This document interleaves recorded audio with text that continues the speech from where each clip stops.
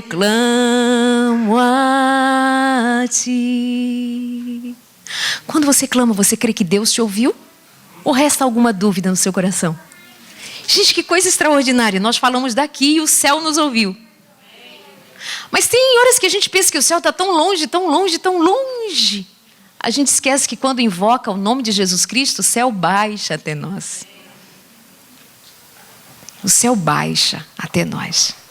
Abre aí no Evangelho de João, capítulo 4. João, capítulo 4.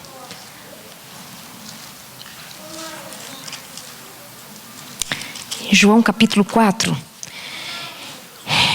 verso 34.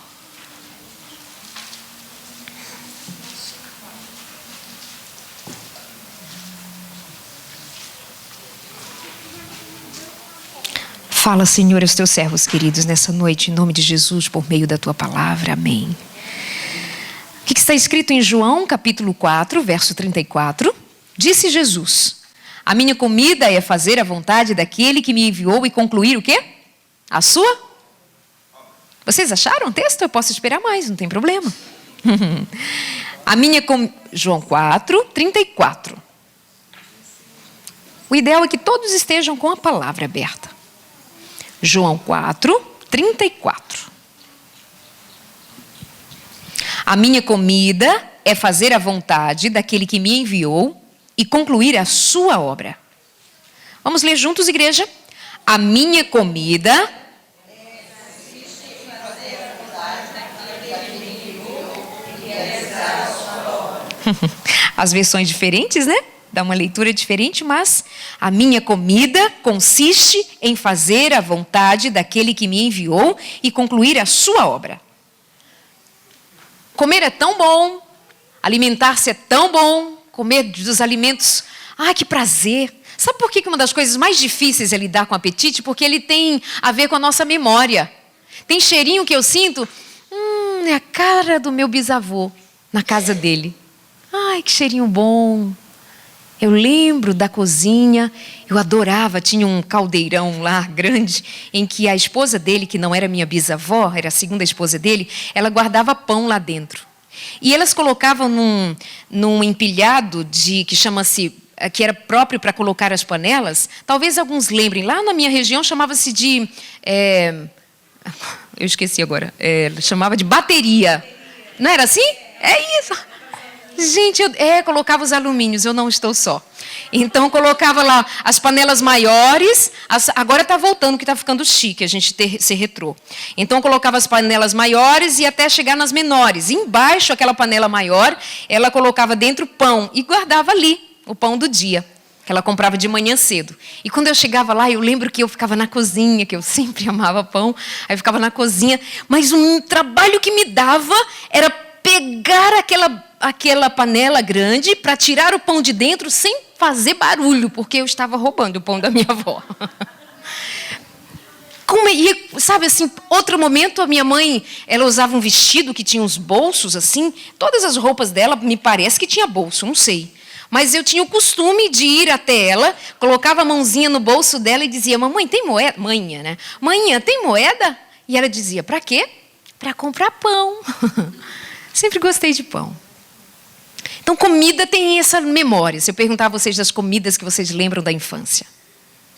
Aí vem Jesus dizer que a comida dele não eram essas coisas gostosas. Era fazer a vontade do Pai. A minha comida consiste em fazer a vontade daquele que me enviou. Aí a pergunta da noite. Hoje, dia 29 de setembro de 2015, você fez a vontade de Deus? 28, você fez a vontade de Deus durante o dia? Não, porque a gente precisa combinar uma coisa. Eu estou aqui desde sexta-feira, falando com vocês todas as noites. E quando eu olho para trás, que eu vejo vocês aqui, eu digo: Senhor, louvado seja o teu nome, porque eles podiam estar em casa fazendo qualquer coisa, mas eles vieram te ouvir, eles querem a tua presença. E ainda não me deixam sozinha de quebra, né? Aí, se nós estamos vindo, é um sacrifício, não é? Vir aqui é um sacrifício. Em casa estava melhor, mais gostoso. Vocês todos trabalharam. Por que vocês vieram aqui? Para ouvir. Depois que ouviu, você volta para casa e você pensa sobre o que ouviu aqui? Amém? E no dia de hoje, o que foi diferente na tua vida? Ultimamente eu tenho trabalhado numa área chamada coaching. Lá nos meus programas, de vez em quando vocês me veem entrevistando, principalmente a doutora Raquel. Ela fez doutorado em coaching aqui nos Estados Unidos. E eu fui fazer essa formação.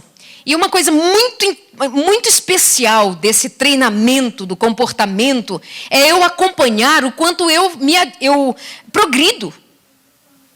Então a pergunta é, do sermão que você ouviu ontem, que não foi sermão, da palavra que você ouviu ontem, da palavra que você recebeu ontem, da ministração do Espírito Santo sobre a tua vida, da experiência que você teve no contato com a palavra e com a impressão do Espírito Santo, o que mudou hoje na tua vida.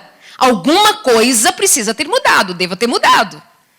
Se não mudou, em nome de Jesus Cristo, nós vamos clamar ao Senhor para que alguma coisa te mova numa direção diferente. Eu não diria diferente, mas numa direção mais elevada. Para frente, para o alto, para a vontade de Deus. Aí eu pergunto para você, hoje você esteve mais perto da vontade de Deus?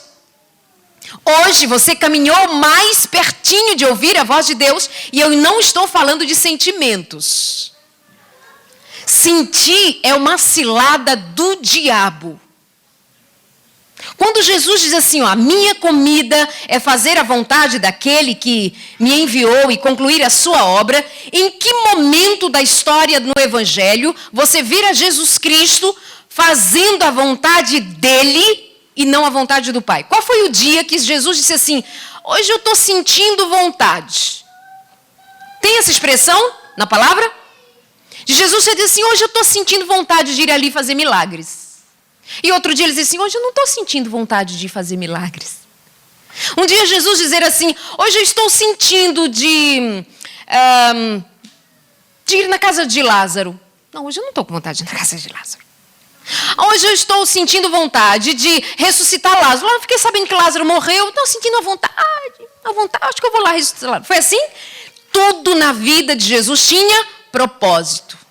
Qual foi o propósito da tua vida desde que o despertador te fez acordar? Que eu já te disse que não foi o bendito despertador. Foi a misericórdia do Senhor que te levantou. Para fazer o quê? Tua patroa viu o quê diferente na tua cara hoje? Não, porque a gente precisa cuidar da cara, né? A cara da gente é uma grande mensagem. Um dia o Senhor perguntou assim para Caim, ô Caim, o que aconteceu com a tua cara? Por que está com essa cara emburrada? Lembra? Lá em Gênesis 4. Caim, por que você está com essa cara amarrada? Com esse semblante caído? É essa expressão, exatamente como está na palavra. E ele, chateado. O Senhor diz assim para ele, ô Caim, se tu fizeres o que deve ser feito, tudo te irá bem. Mas se não fizeres o que deve ser feito, o pecado jaz à tua porta, o pecado está à porta, a tentação está à tua porta. E se você não dominá-lo, ele dominará você. Mas é você quem deve dominá-lo. Eu te dei autoridade. Aí eu estou falando para você, eu estou sendo assim, não é de mim. Eu estou extraindo da palavra. E você recebe o Espírito Santo, dizendo a você, nem para a direita, nem para a esquerda, este é o caminho, andai por ele. Ouvirás atrás de ti uma voz dizendo, este é o caminho, andai por ele. Aí eu pergunto para você, qual foi a diferença em tua vida no dia de hoje? Ô criatura, fez as mesmas coisas, andou do mesmo jeito, errou nas mesmas esquinas, permitiu diante dos teus olhos as mesmas abominações, pôs no teu prato a mesma abominação, ouviu, falou as mesmas asneiras. Que quando a gente está fora da santidade do Senhor, ô boquinha que arde. Então, a pergunta para a gente sedimentar a mensagem é, o que ela fez, o que ela provocou de diferente em você? Agora vem comigo ali em Êxodo, capítulo 12. Êxodo 12.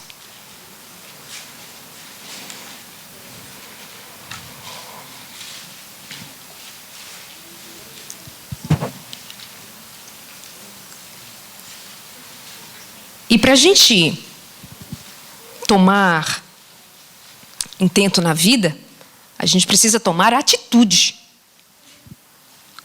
Que atitudes novas você tomou hoje? Ah, mas eu sou assim mesmo. Jesus toma conta dessa alma.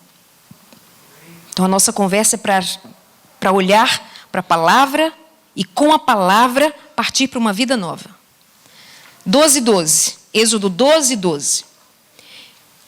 Disse o Senhor: naquela mesma noite passarei pelo Egito, matarei todos os primogênitos, tanto dos homens como dos animais, executarei juízo. E tem gente que não gosta de ouvir falar do juízo de Deus. Tem gente que não gosta, diz assim: ai, um Deus bravo, não conte essa história para o meu filho.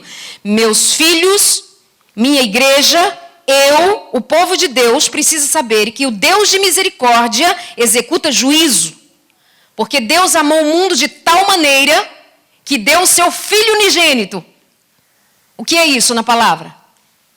É a máxima do amor. Qual é a máxima do Evangelho?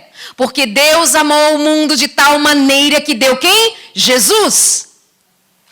Quem ama, entrega. Ah, menina, eu amo tanto meu marido. O ciúme da pega. Pense.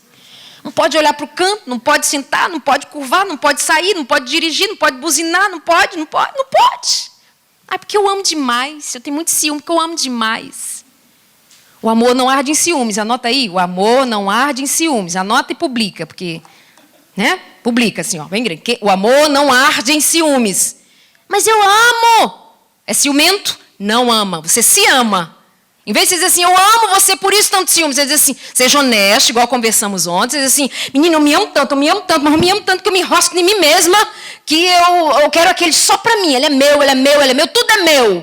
Põe esse joelho no chão, a cara também. Sabe o que a gente fala muito de colocar o joelho no chão? A gente precisa colocar a cara no chão, assim, ó, agarrado no chão, e dizer, Senhor, eu estou aqui no pó, tenha misericórdia de mim. Olha o traste aqui, mas me levanta como vencedor para a tua honra e tua glória e me cura desse mal. O Senhor cura. Você sabe que Deus cura.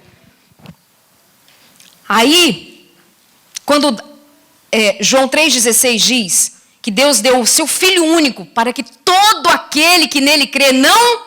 Isso é juízo. Tu estava todo animado com João 3,16, né? Porque Deus amou o mundo de tal maneira que deu Jesus. Amém, glória a Deus. Essa é a melhor parte do Evangelho. Mas o amor de Deus nunca se aparta da sua justiça. Que é Deus. Ah, mas eu não concordo. Senta no teu cantinho, fica silêncio, porque o nome que designa você é criatura. E o nome dele o título dele é Criador. Quando eu aceito Jesus e sou submetida à vontade do Pai, Ele é meu Pai, Criador, eu me torno aí sim, em Jesus Cristo, sua filha. E filha amada do coração de Deus, filhos amados do coração de Deus, entre em sintonia com a vontade de Deus e fica claro o que é o amor e a justiça de Deus. Porque Deus amou o mundo de tal maneira para que todo aquele que nele crê não vá para o inferno. Aí naquela mesma noite, o Senhor executou o juízo lá no Egito. Verso 13. Ele disse que o sangue seria um sinal para indicar as casas em que vocês estiveram. Quando eu vir o sangue, passarei adiante. A praga de destruição não os atingirá quando eu ferir o Egito. Esse era o sinal na porta, nos portais, no umbral das portas dos israelitas. Esse dia será um memorial que vocês e todos os seus descendentes celebrarão como festa ao Senhor. Celebrem-no como decreto perpétuo. Deus é Deus de festa. Viu? Ah, Deus é brabo, carrasco, tá vendo? Tá falando aí de juízo, falando de inferno. Deus é Deus de celebração. Deus é Deus de festa, porque Ele é Deus de salvação. Juízo é para os perdidos. Perdidos os que não aceitaram a Jesus como Senhor e Salvador. Perdidos os que não receberam, não atenderam ao convite da salvação e não receberam o Espírito Santo para ser trocada a sua natureza de pecadora de livre e espontânea vontade para ser inteiramente consagrado ao Senhor. Aí ele faz festa. E ele diz, eu quero essa festa para vocês, a festa da celebração da liberdade. Verso 15. Durante 7 dias, comam pão sem o quê? No primeiro dia, tirem de casa porque quem comer qualquer coisa fermentada do primeiro ao 7º dia será eliminado de Israel. Tem festa, mas tem regra. Eu aceitei Jesus como Senhor e Salvador da minha vida. Está tudo liberado, nada a ver. Já viram que tem um evangelho do nada a ver? Não está na Bíblia não, ele é apócrifo. Escrito talvez pelo espírito do capeta. Nada a ver, menina, nada a ver. Um dia eu falo com a menina assim, estava fazendo uma palestra para jovens e tal, e no final uma menina me pegou lá na porta. Acho que eu falei isso para vocês. Eu falo em tantos lugares, se eu não falei, para quem eu falei, fica em oração, tá? E deixa eu contar para os outros. Já ouviu? Fica em oração.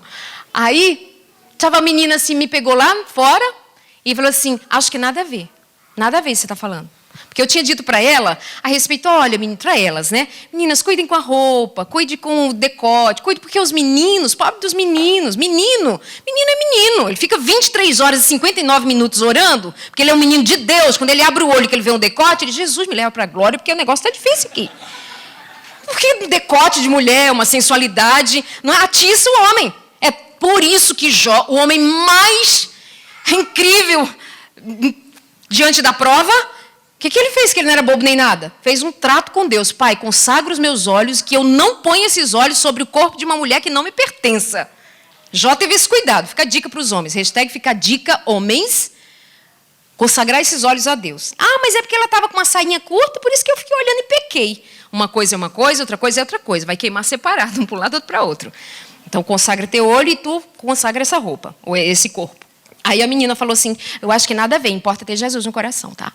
Importa ter Jesus. Toda chateada. Aí eu disse para ela, deixa eu contar um negócio para você. Pensa comigo, você vem assim numa rua, vai chegando, você está vindo para a igreja, linda, maravilhosa, toda decotada, gostosa, com a roupa apertada, linda, maravilhosa. E ela assim me olhando, cara de deboche, chateada comigo, braba da vida. Aí eu disse, não, me dá um tempinho, vem comigo. Você está vindo, linda, maravilhosa, chegando. Seu andado toda charmosa, toda bonita, toda cheirosa. Alguém, inclusive, diz assim, ei, que horas são? Você joga o seu cabelo. De tão sensual que ela... porque ainda tem... Era só para dizer que horas, né? A hora. Ela primeiro joga um chá. Falou comigo, né? Ela quase tira uma fotinho daquela de Facebook assim. Perguntou a hora para mim. E ela ficou... Aí eu fazendo caras e bocas para ela assim mesmo, para quebrar ali aquele momento e explicar para ela. Que aí você está vindo, você tem Jesus no coração. Não estou duvidando de Jesus no teu coração. O coração é teu, Jesus está contigo, amém? Mas quando você passa, tem uns meninos ali na rua, eles ficam te olhando, e eles assim, um deles mais atrevido vai te olhando, até você entrar na igreja. Você chegou... Só porque ele te perguntou a hora, você chegou atrasado, 5 minutinhos da igreja, porque até que você olhar a hora, né? Ela demorou, chegou atrasada. Aí quando você passa e entra, ele fica te olhando até o final, ele dá uma mordidinha na boca, eu posso ver Jesus no coração dessa menina. Ficou chateada de novo. Gostou não? Falei assim, para te mostrar que mais que ter Jesus no coração, Jesus está no coração e está inteiro em mim. E principalmente em eu ter ciência de que eu posso até não entender agora a mensagem, mas eu devo ter a submissão, a humildade de perguntar, Senhor, essa é a tua vontade? Essa é a tua vontade? Essa é a nossa dificuldade. Essa é a tua vontade, Senhor? Então eu me lembro de Jesus dizendo, a minha comida é fazer a vontade de Deus. Mas a minha tendência, que digo seguir os passos de Jesus, é o ouvir da verdade e não perguntar, essa é a vontade de Deus? Só porque ela vai contra a minha vontade. Aí diz assim, no primeiro dia, tirem de casa o fermento. Porque quem comer qualquer coisa fermentada, do 1º ao 7º dia, será eliminado de Israel. Convoquem, verso 16, Convoquem uma reunião santa no primeiro dia e outra no 7º. É interessante que Deus dá todos os passos. Ele é muito criterioso. Faça isto, faça aquilo.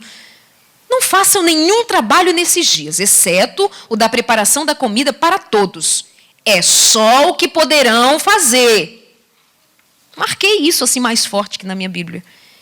Tem coisas que o Senhor diz e estão ditas e muito claras, e Ele diz, é só o que poderão fazer. Não sei por aqui, mas eu andei conhecendo lá no Brasil umas modinhas que está pegando, que é assim, por exemplo, no sábado, dia de quem? É meu dia? Ah, não, é meu dia de festa, é meu dia. Se é o dia do meu pai, é meu dia. A gente tem aquelas coisas assim, estamos na casa de Deus, é a casa do meu pai. Se é a casa do meu pai, é minha casa também. Põe o pé em cima do sofá, não tem os negócios. Não, casa de Deus é casa de Deus. É só o que poderão fazer. Aí tem uma modinha lá, aparecendo por aí, no mundo. Sai da igreja para o restaurante no sábado, comer no sábado. Não, porque não deu tempo ontem, vamos ali pagar, vamos ali na padaria. Vamos. Eu não estou dizendo nada a não ser. Perguntou para Deus? Ah, mas eu acho. A pergunta não é essa. Perguntou para Deus? Perguntou para Deus? Sabe qual outra modinha que eu tenho recebido? Ai, Darleide, eu acho que eu não amo mais meu marido. Acabou o amor. Mas eu tô, pelo meu marido acabou o amor. Mas eu tô gostando de um rapaz lá do meu trabalho. Eu já fico esperando a bomba. Sim. Então, ele é tão querido comigo. A gente conversa, fica horas e horas conversando. E eu tô sentindo um negócio assim por ele diferente. Eu nunca senti algo igual, Darleide. Eu acho que é amor. Aí eu vou lá com ela ler Romanos 5:5. Porque o Espírito Santo derrama amor no vosso coração. Aí ela fica me olhando. Ou então eu mando para ela, eu respondo muito por e-mail ou no Face. Você acha mesmo que o Espírito Santo derrama amor no coração de uma mulher ou de um homem para amar outro homem ou outra mulher que não seja o seu marido ou a sua esposa? O Espírito Santo derrama amor no seu coração, no meu coração, para eu amar outro homem? O Espírito Santo faz isso? O Espírito Santo derrama amor no seu coração para você amar o marido de outra? A esposa de outro? Ah, mas eu estou assim, Darley, nunca senti um negócio desse. Isso não procede da vontade de Deus. Isso não vem da parte de Deus. E se não vem da parte de Deus, vem da parte de quem? Não me contem. Guarda para vocês. Aí o Senhor, quando o Senhor põe princípios, Ele põe princípios. É só o que poderão fazer. Verso 19. Durante 7 dias vocês não deverão ter fermento em casa. Isso me chamou a atenção também.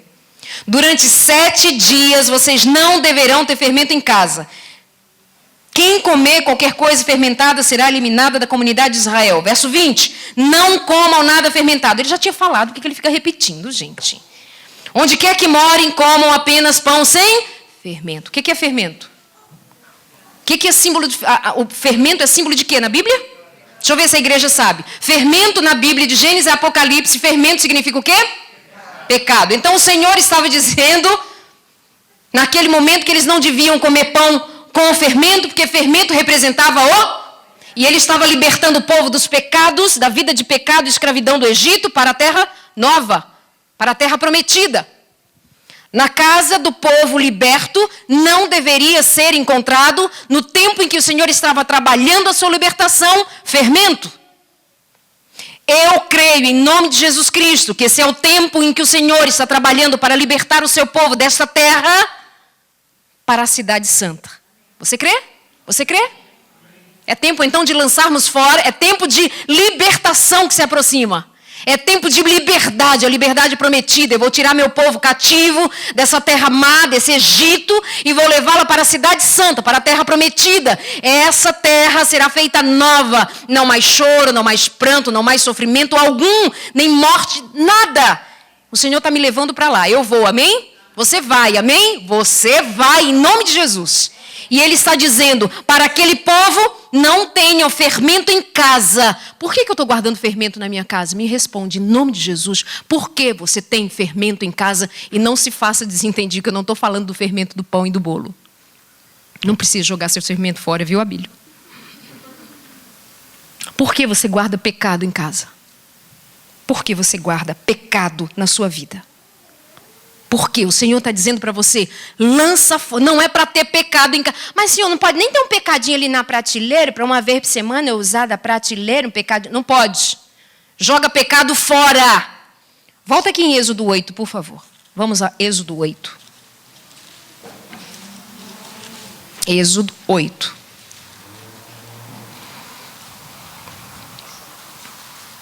Verso 9. Moisés disse a Faraó,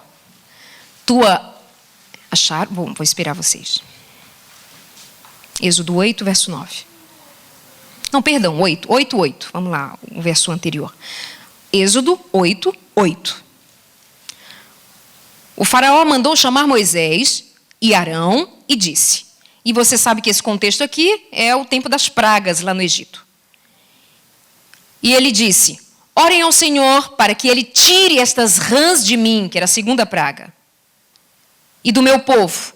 Então eu deixarei o povo ir e oferecer sacrifícios ao Senhor. Olha o Faraó, dizendo para Arão e Moisés orar, reconhecendo que quando Moisés e Arão oravam, Deus ouvia. Então diz para ele, tira essas rãs de mim, pede, eu vou deixar vocês livres.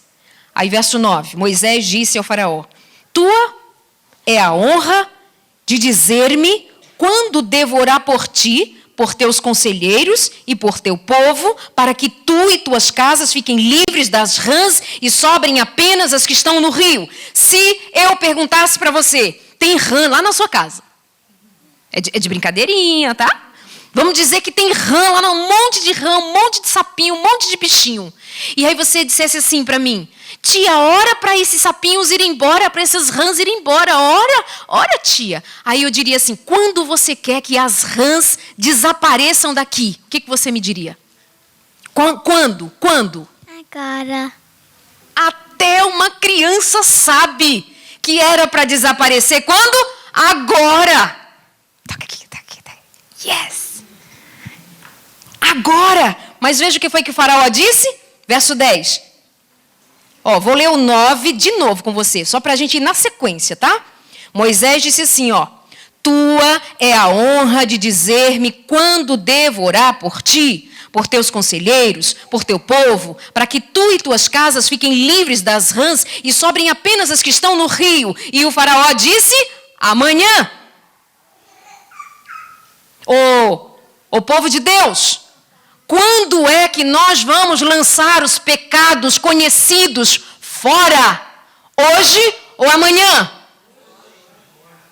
Agora, em nome de Jesus. Mas que luta danada, que suadeiro que dá, meu Deus, para a gente desapegar dos laços com as trevas. Que suadeiro que dá para você executar o que é correto.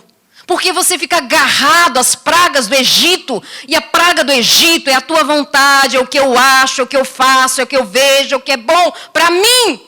Mas a tua comida e a tua bebida deve ser, a minha comida e bebida, fazer a vontade de Deus. Quando é que você vai tirar a maldição diante dos teus olhos? Hoje ou amanhã? Quando é que você vai procurar aquela pessoa com quem você tem uma intriga e vai acertar a tua vida com Deus e com ela? Hoje ou quando? Eu ouço o Faraó dizendo, amanhã. Tira essas rãs daqui amanhã. E Moisés respondeu, vai ser como tu queres, para que saibas que não há ninguém como o Senhor, o nosso Deus. As rãs deixarão a tua casa. O que você tem para mudar, meu amado irmão? Você sabe. Não estou aqui para apontar dedinho para ninguém, que eu nem sei. Tem aqui comigo, uma vida aqui comigo. Tem um Deus aqui falando comigo, dizendo, filha, não tenho pretensão nenhuma de ter vindo aqui e chamar pecado pelo nome. Já falamos disso essa semana, né? Chamar o meu pecado pelo nome, não teu. O meu. Mas deixar, depois de ouvir a palavra, deixar para resolver o pecado amanhã, isso é coisa de Faraó. De coração duro, prendendo o povo de Deus, se achando Deus, o Horus vivo, o Deus na terra. Espírito de Faraó na tua vida? Espírito de Faraó na tua casa? Tem gente guardando maldição em casa, guardando maldição e pondo diante dos olhos e contemplando. Estou vendo crianças aqui. Será que os nossos filhos têm carregado, têm convivido com alguma espécie de maldição? Pais, em nome de Jesus Cristo, maldição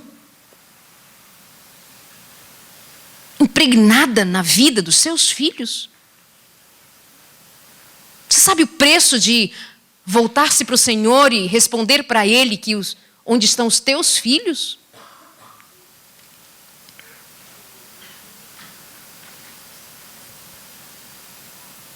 Uma amiga, aliás, ela contou isso no consultório de família. Ela é esposa de pastor e ela foi convidada para um aniversário de uma família de amados nossos, do nosso meio. E ela foi convidada com seu marido e os seus 2 filhos. Sabe qual era o motivo da festa de aniversário da filha daquele casal? Halloween. Sim, Halloween. Tudo ornamentado, velhinhas, abóboras, tudo escurinho. Ela chegou, o marido dela, que deveria fazer a oração, ele disse: como assim? Como assim? Mas sabe o que nós dizemos? Nada a ver. Nada a ver.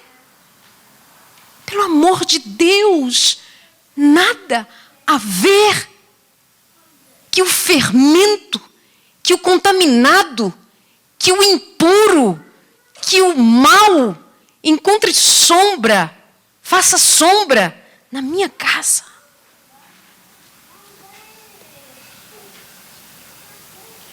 Como assim? Deuteronômio 7:26, por favor. Deuteronômio 7:26. Deuteronômio 7:26.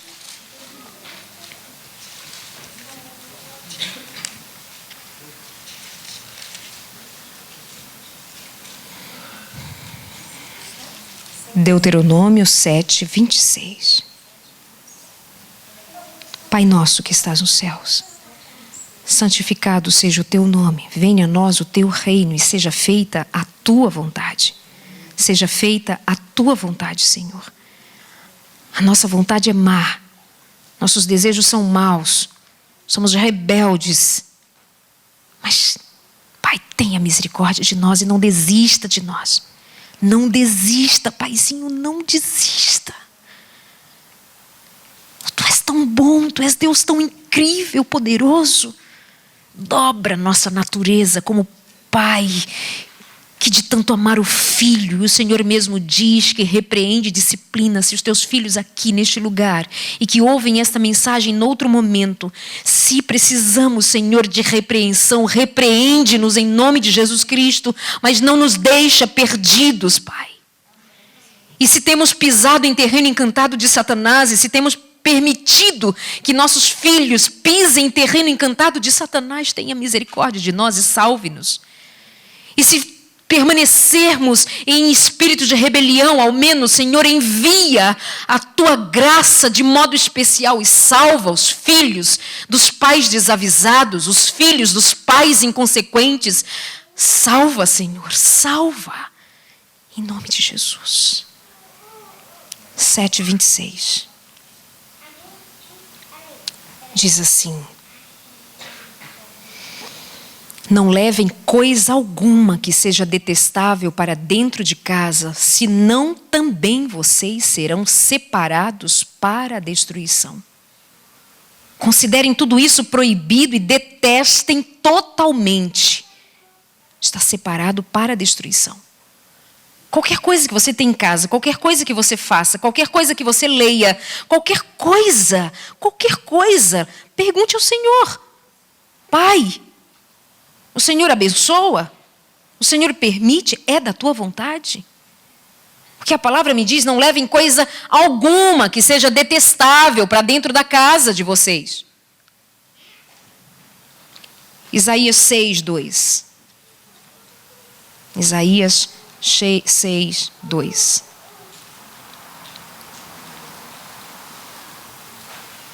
Parecendo concurso bíblico hoje, né? Amém. 6:2. Porque às vezes a gente fica num falatório. Perdão, povo de Deus. 66:2. Perdão. 662.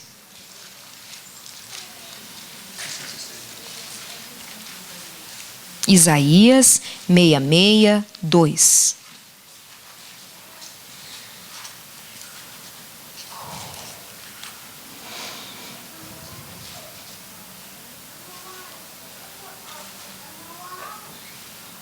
Isaías 662. Não foram as minhas mãos que fizeram todas essas coisas? E por isso vieram a existir? Pergunta o Senhor. A este eu estimo, a humilde e contrito de espírito. Que faz o quê?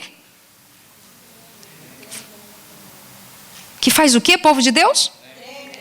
Treme da minha palavra. A este, olha o que o Senhor diz. Qual é o tema da semana de oração nossa?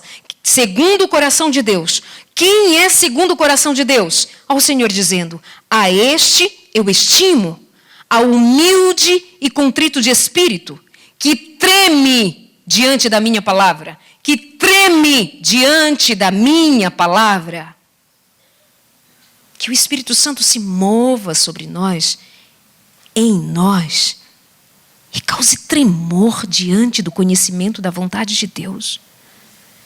O que os nossos filhos estão vendo? O que os nossos filhos estão assistindo? O que os nossos filhos estão comendo? O que os nossos filhos estão experimentando? Lá no Brasil, não sei como é tão forte o impacto que tem um diagnóstico sobre as crianças de hiperatividade. As crianças hiperativas. Professora.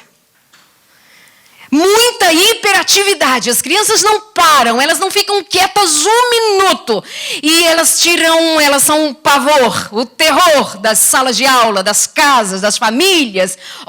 Quem poderá nos ajudar? Leva ao médico, leva ao psicólogo, leva e faz um diagnóstico. De fato, essa criança tem que ser tratada. Ela é hiperativa.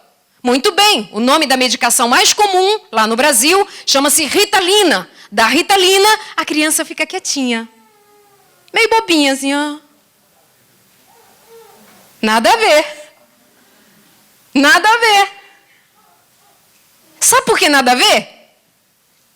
Muitas das crianças diagnosticadas com hiperatividade, primeiro, muitas delas não têm hiperatividade, elas têm energia. E tem famílias sem paciência. E elas moram num quadrado de cimento, nos arranha-céus de uma cidade grande. Elas não têm contato com a natureza. Elas não ouvem música saudável. Elas não têm como respirar.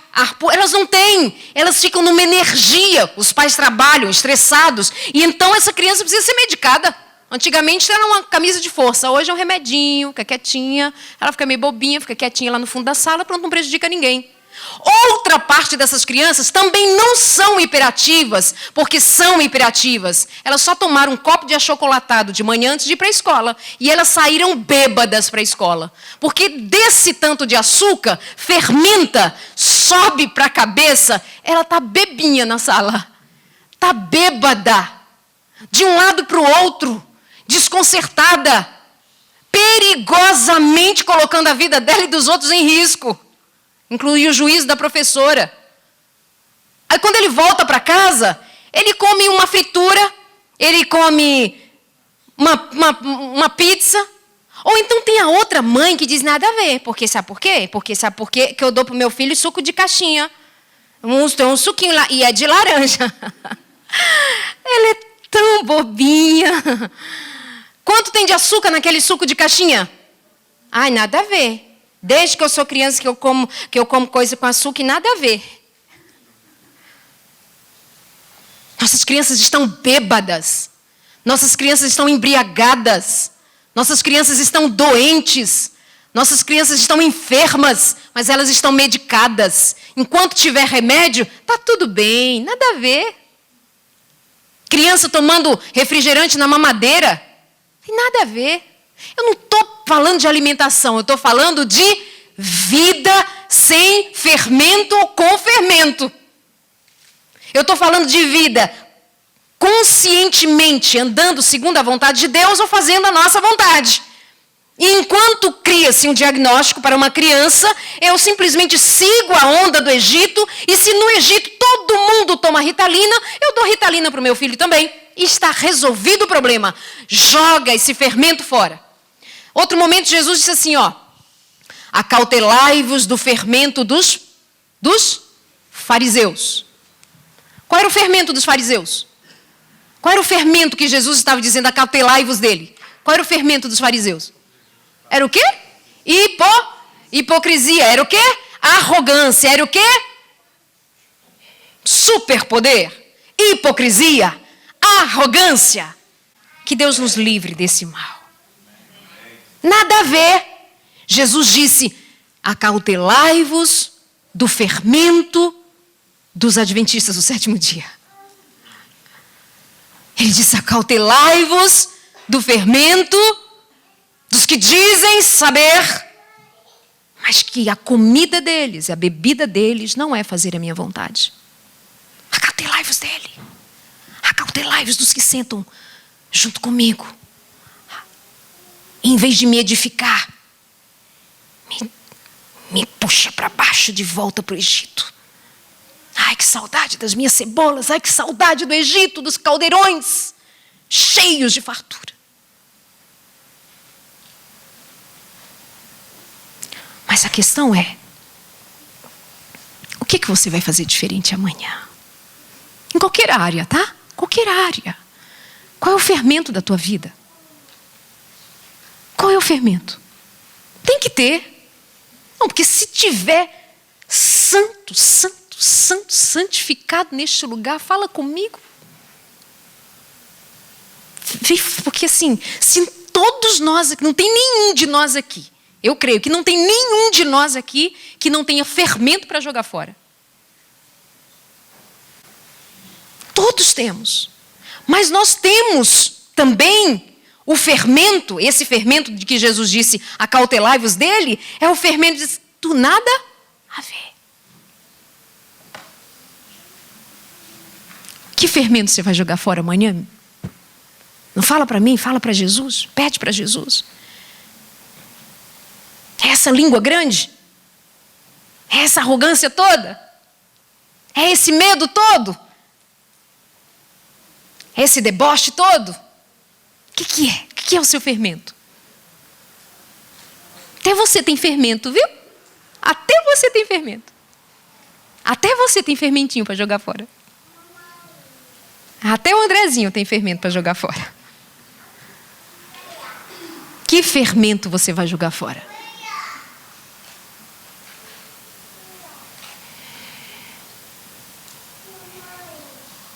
Bem-aventurado aquele que não anda no conselho dos ímpios. Quantas horas mesmo você perde dando atenção à voz das trevas? Quantas horas você investe ouvindo, bebendo, comendo, sendo influenciado pelas trevas, conscientemente, fermentado, porém, pelo nada a ver? Que Deus tenha misericórdia de nós. Que Deus tenha misericórdia de nós.